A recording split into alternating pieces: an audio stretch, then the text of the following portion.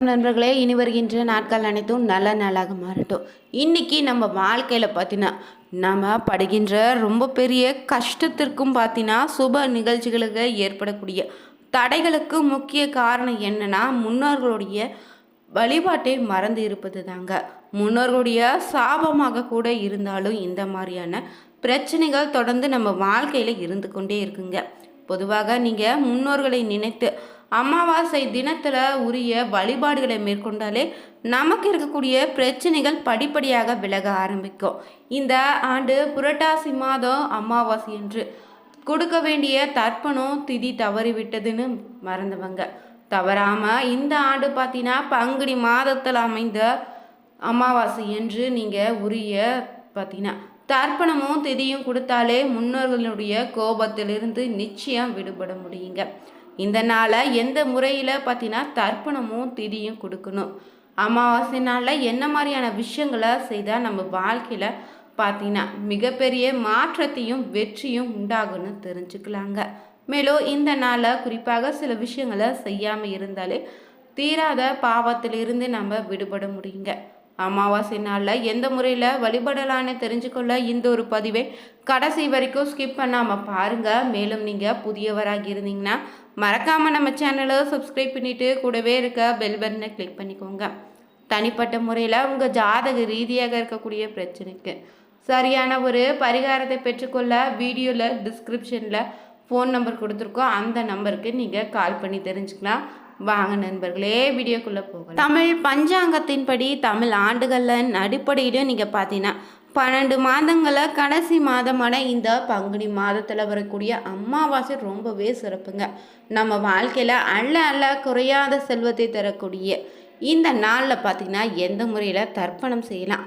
இந்த ஆண்டு பார்த்தீங்கன்னா மார்ச் 18ஆம் தேதி 2026 அன்று புதன்கிழமையில் இந்த அமாவாசை நாள் அமைந்திருக்கு. அபூர்வமாக சில அமாவாசைகள் பார்த்தீங்கன்னா சூரியன் ஆன பிறகு திதி தோன்றும். 24 மணி நேரத்துக்கு முன்பாகவே திதி முடிஞ்சிடும்.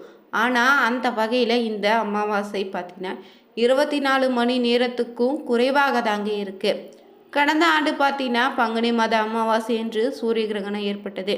பித்ருதோஷ போக்கக்கூடிய இந்த பங்குனி அமாவாசை தேதி தர்ப்பணம் செய்ய இந்த நாள் பார்த்தீங்கன்னா மார்ச் 18ஆம் தேதியன்று பங்குனி அமைந்திருக்கு அமாவாசை.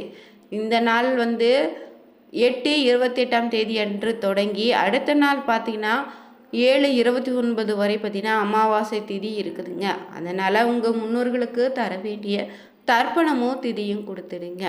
நீங்கள் புதன்கிழமையன்று மாலை 8:30க்கு துவங்கக்கூடிய இந்த அமாவாசை திதி வியாழக்கிழமை பார்த்தீங்கன்னா காலை 7:30 வரை நீடிக்குதுங்க.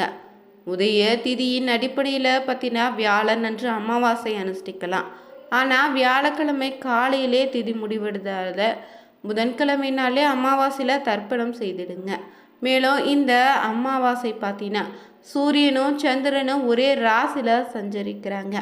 இந்த ஆண்டு மீன ராசியில் சனியோடும் சுக்கிரன் சூரியன் சந்திரன் இணைந்திருக்கக்கூடிய காலத்தில் அமாவாசை இது ஏற்பட்டிருக்கு. அந்த வகையில் இந்த அமாவாசை அன்று சதுர்கிரக யோகமும் அபூர்வ யோகமும் உண்டாகுதுங்க. மேலும் பார்த்தீங்கன்னா இந்த பங்குனி மாதம் தெய்வீக மாதமாக அமைந்திருக்குங்க. இந்த மாதத்தில் தான் வரக்கூடிய ஒவ்வொரு நாளுக்கு ஒவ்வொரு சிறப்பு அமைந்திருக்கு. அந்த வகையில் இந்த பங்குனி மாதத்தில் வரக்கூடிய அமாவாசை ரொம்பவே சிறப்புங்க. சூரிய பகவான் தன்னுடைய பயணத்தை மீண்டும் புதியதாக தொடங்கக்கூடிய சித்திரை மாதத்திற்கு முன்னாடி வரக்கூடிய இந்த அமாவாசையாக இருப்பதால் பித்ருகளுக்குரிய கிரகணமான சூரிய பகவானை வழிபட்டு பித்ருகளுக்குரிய தர்ப்பணமும் செய்து வழிபாடு செய்தாலே முன்னோர்களுடைய ஆசையும் இறைவனுடைய அருளும் உண்டுங்க. முன்னோர்களின் கோபத்துக்கு ஆளாக இருந்தவங்க இந்த நாளில் தவறாமல் முறையில் பார்த்தீங்கன்னா வழிபாடு செய்தாலே பார்த்தீங்கன்னா முன்னோர்களினுடைய கோபத்தில் இருந்து நீங்கள் விடுபடலாம். மேலும் இந்த ஆண்டு பார்த்தீங்கன்னா பங்குனி மாதத்தில் வரக்கூடிய அமாவாசை சைத்திர அமாவாசைன்னு சொல்லுவாங்க. இதே பூதாதி அமாவாசைன்னு கூட சொல்லலாங்க. பஞ்சாங்கத்தின்படி பார்த்தீங்கன்னா கடைசி அமாவாசையாக இது அமைஞ்சிருக்கு. இந்த நாளை முன்னோர்களை வழிபடுவதற்கும் அவங்களுடைய ஆசைகளை பெறுவதற்கு உரிய நல்ல நாளுங்க. அதோடு இந்த நாளில் சிவபெருமானையும் மகாவிஷ்ணுவையும் வழிபடுவது ரொம்ப நல்லது. இந்த நாளில் தானம் செய்வது பித்ரு தோஷத்தை குறைக்குன்னு சொல்லுவாங்க. அதே போல் இந்த பங்குனி அமாவாசை பார்த்தீங்கன்னா ஏதாவது ஒரு விருந்தினர் இல்லைன்னா ஏழைகள் வடிவில் நிச்சயம் உங்களுடைய பித்ருக்கள் உங்கள் வீட்டுக்கு வரலாம். அதனால் உங்களிடம் ஏதாவது உதவி கேட்கலாங்க. அப்படி வருபவங்களுக்கு நீங்கள் அவமதிக்காமல் மனம் நோகக்கூடிய படி எதுவும் நடத்திக்காமல் வெறும் கையோடு திருப்பி அனுப்பாமல் பார்த்துக்கோங்க. உங்கள் முன்னோர்கள் உங்களுடைய வீட்டுக்கு வந்திருக்காங்கன்னு நீங்கள் நினச்சிக்கிட்டு இதை நீங்கள் அடையாளமாகவும் எடுத்துக்கலாம். அப்படி வரக்கூடிய நபர்களுக்கு உணவளித்திடுங்க. அப்போது நிச்சயம் உங்களுடைய முன்னோர்களை மனதில் நினைச்சு கொண்டு அவங்களுடைய ஆசைகளை கேட்டு பெற்றுக்கும். மேலும் இந்த பங்குனி அமாவாசை என்று புனித நீராடுவது பாவங்களை போக்குன்னு சொல்லுவாங்க. மேலும் இந்த நாளில் முன்னோர்களின் ஆசையோடு இறையறையிலையும் சேர்த்து பெறுவதற்குரிய சிறப்பான நாளுங்க. இந்த நாளில் நாம் செய்யக்கூடிய முன்னோர் தர்ப்பணம் அவங்களுக்குரிய முக்தியோ ஆத்ம சாந்தியும் கொடுக்குன்னு சொல்லலாம். இந்த பங்குனி மாத அமாவாசை நாளில் சூரிய வழிபாடு செய்வது உங்களுடைய ஆரோக்கியத்துக்கு ரொம்ப நல்லது. வாழ்க்கையில் முன்னேறுவதில் இருக்கக்கூடிய தடைகளை நிச்சயம் நீக்கும். மேலும் இந்த நாளில் நம்ம செய்யக்கூடிய பித்ரு தர்ப்பணங்கள் நேரடியாகவே பார்த்தீங்கன்னா அவர்களால் ஏற்கப்பட்டு பித்ரு தோஷத்தையும் பித்ரு சாபத்தையும் நீக்குன்னு சொல்கிறாங்க. மேலும் இந்த நாளில் முக்கியமாக செய்ய வேண்டிய சில விஷயங்களாக சொல்லப்பட்டிருக்கு. அந்த வகையில் பார்த்தீங்கன்னா இந்த நாளில் முன்னோர்களின் ஆசை கிடைக்கவும் அவங்களுடைய ஆத்மா சாந்தி அடையவும் விரதம் இருக்க வேண்டும். காலையில் எழுந்து சூரிய உதயத்திற்கு முன்பாகவே புனித நீராடி அமாவாசை திதி துவங்கிய பிறகு சூரியனை சாட்சியாக வைத்து தர்ப்பணம் கொடுக்க வேண்டுங்க. சூரியனுக்கு நீர் சமர்ப்பித்து வழிபட வேண்டும். பிறகு முன்னோர்களினுடைய பெயரில் தானம் செய்யலாம்.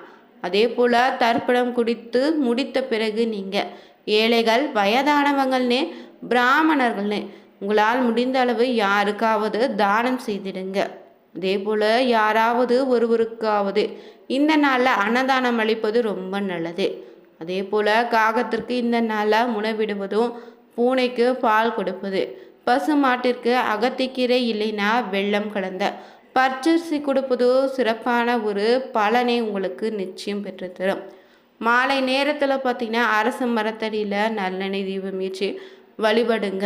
பிறகு சனி பகவானுக்கு கருப்பு எள்ளும் நீல மலரும் படைத்து வழிபடலாம். மேலும் முன்னோர்கள் மோட்சம் அடைவதற்காக அருகில் இருக்கக்கூடிய சிவன் கோவிலுக்கு சென்று தீபம் ஏற்றி வழிபடுங்க. சிறப்பான பலன் உண்டு. அமாவாசை இரவில் நம்ம முன்னோர்களினுடைய சக்தி பார்த்தீங்கன்னா பூமிக்கு ரொம்பவே அருகில் இருக்குங்க. அதனால் இந்த நாளில் நம்ம தர்ப்பணம் தானம் தீபம் ஏற்றி வழிபாடு செய்வது மிகப்பெரிய அளவில் நன்மையை அளிக்கும். அதே போல் ஒரு சிலருக்கு பங்குனி அமாவாசை இரவு நேரங்களில் வித்தியாசமான கனவுகளும் முன்ஜென்ம கனவுகளும் இல்லைன்னா முன்னோர் தொடர்பான கனவுகள் கூட வரலாம். அதே போல் இந்த நாளில் பார்த்திங்கன்னா பங்குனி அமாவாசை நாளில் வீடுகளில் இரவு 12 முதல் 3 மணிக்குள்ள அதாவது பிரம்ம முகூர்த்தத்துக்கு முன்பாகவே வீடுகளில் வளர்க்கக்கூடிய செல்ல பிராணிகள் வித்தியாசமாக நடந்து கொள்வதை நீங்கள் பார்க்கலாங்க. அதே போல் இந்த நாளில் உங்களுடைய கர்ம வினைகளை போகக்கூடிய நாளாக இருப்பதால் இந்த நாளில் செய்யக்கூடிய மந்திர ஜபம் தியானம் அனைத்தும் 10 மடங்கு பலனை நிச்சயம் உங்களுக்கு பெற்றுத்தருன்னு சித்தர்கள் சொல்லியிருக்காங்க. ஒரு சிலருக்கு பார்த்தீங்கன்னா திடீர்னு ஆன்மீக உணர்வு மேம்படும். அமாவாசை இரவு சிலருக்கு பார்த்தீங்கன்னா ஆழ்ந்த தியான அனுபவங்கள் பெறுவதை நீங்கள் பார்க்கலாம். அதே போல் அமாவாசை நாளில் கனவில் முன்னோர்கள் வருவது மிகப்பெரிய அளவில் நன்மைகளை குறிக்குங்க.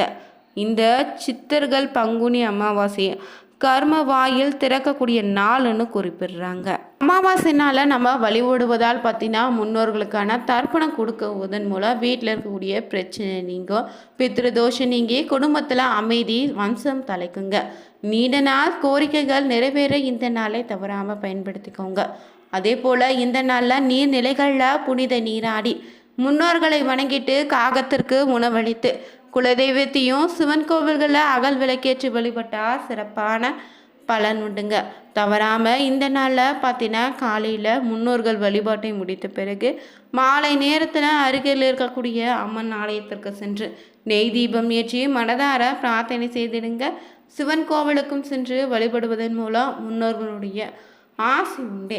இந்த வீடியோ பிடிச்சிருந்தா லைக் பண்ணுங்கள், ஷேர் பண்ணுங்கள், கமெண்ட் பண்ணுங்கள். மறக்காமல் சேனலை சப்ஸ்கிரைப் பண்ணிவிட்டு கூடவே இருக்க பெல் பட்டனை கிளிக் பண்ணிக்கோங்க. அனைவருக்கும் நன்றி நண்பர்களே.